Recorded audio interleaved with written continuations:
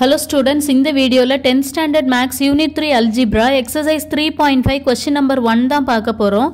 Simplify subdivision 1 4x square y by 2z square into 6x z cube by 20 y power 4. இதை நம்ம simplify பண்ணணும். Solution பார்க்கலாம். நான் முதல்ல என்ன கொடுத்திருக்காங்களோ அதை எழுதிடுறேன்.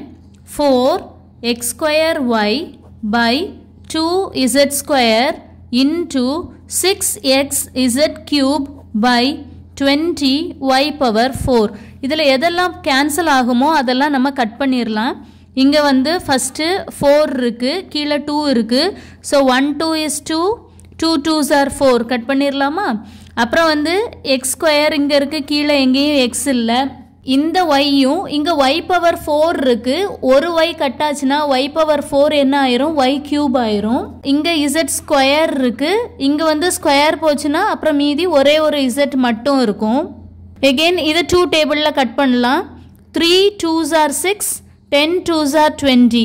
எகெயின் 2 டேபிளில் கட் பண்ணலாம். 1 2 is 2, 5 2s are 10. ஸோ ஃபைனலாக நமக்கு என்னெல்லாம் கிடச்சிருக்குன்னு பார்ப்போம். விச் இஸ் ஈக்குவல் டு இங்கே ஒரு எக்ஸ் ஸ்கொயர் இருக்குது, கீழே வந்து by 1 into இங்கே 3x z by இங்கே ஒரு 5ம் y cube இருக்குது. So 5y cube which is equal to 3. அப்புறம் இங்கே ஒரு x square, இங்கே ஒரு x இருக்குது. x square into x we get x cube. அப்புறம் ஒரு z இருக்குது. by 1 into 5y cube we get 5y cube. This is our required answer.